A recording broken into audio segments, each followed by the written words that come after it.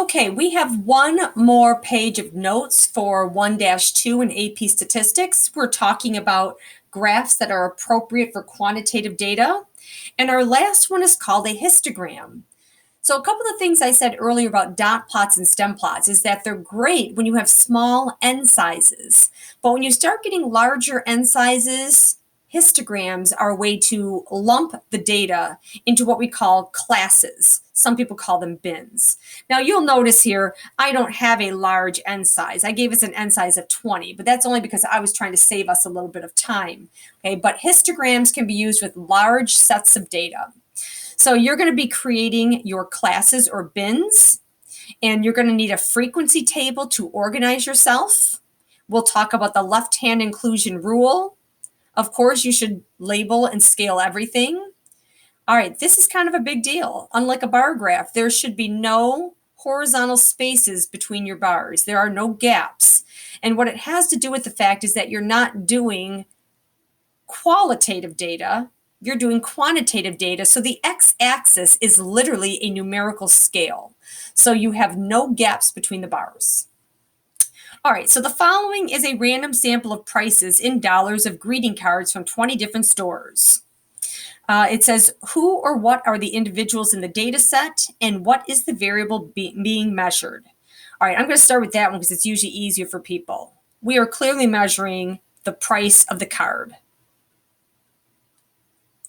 So the individuals in the data set then are the stores where you are sampling the cards from. So we sampled 20 different stores and we picked one greeting card from each store. Okay, so the individuals are the stores, and what we're doing is we're trying to determine the price from each store. All right, create a frequency table and a histogram by hand. Now I'm going to help you out a little bit on this because it's your first time. But what you want to do in general is you would look at what is the lowest price you have in your list. And our lowest price here, what do we have? We have a 52 cent. I think that's our cheapest one. Okay, so we go anywhere from 52 cents, and then you have to find your most expensive one. Okay, I see a 385. Do you have anything more expensive than 385? I don't think so. All right, so this is our minimum, and this is our maximum. Now, what you don't want to do is use those numbers because those are going to be, right now we have a range of 3.33. Now, when we do this in our calculators, we'll let the calculator do whatever they want because the calculator just does it fast. But if you're doing it by hand, you would want to say to yourself, okay, give me some better numbers to work with. I might not use 52 cents. I'm going to lower that down to 50 cents. And instead of calling this 385, I'm going to push that up to $4. Okay, so here's what I'm going to do to set up my classes. So again, these can be called classes or bins.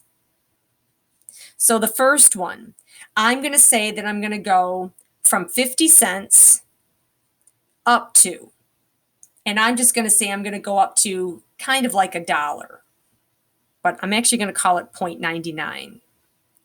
Because I want this one to actually start the $1.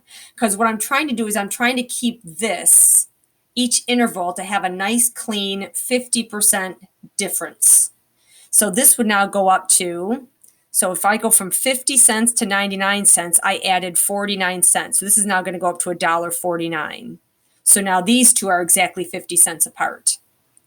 And then this is going to be $1.50 up to, add 50 cents here, $1.99.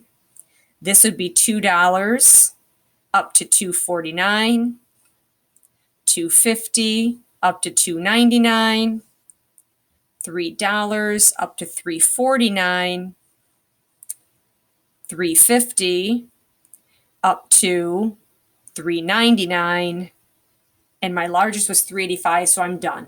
1, 2, 3, 4, 5, 6, 7 classes.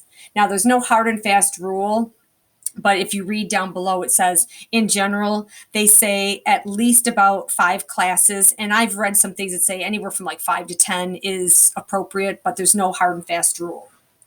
So the next column is your tally column. So now what you would do is you would literally go through and say, okay, $1.45, that would be right in that bin right there. $1.25 would also be in that bin. $1.32. 99 cents. Okay, 99 cents is going to back me up here.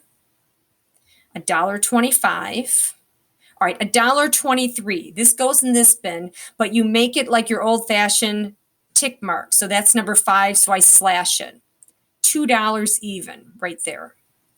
$3.85. $1.22. $1.75. $2.20. $3.09. $2.25. $1.38. 78 cents, 75 cents, $1.99, $3.15, $1.75, and 52 cents. All right, so the tally column is actually just a fast way to get to what we really need, which is our frequency column. So frequency, how many times did I have cards that were cheap? 4, 7, 3, 3, none, 2, 1. And if you add up your frequency, 11, 14, 17, 19, 20, that better end with your end size or you miss something along the way. Okay? All right. Once you have this, now we can set up our scale. So when you make your histogram, whatever your class or bin is measuring, that goes on your x-axis. So in that case, it's price, okay? Cost of cards.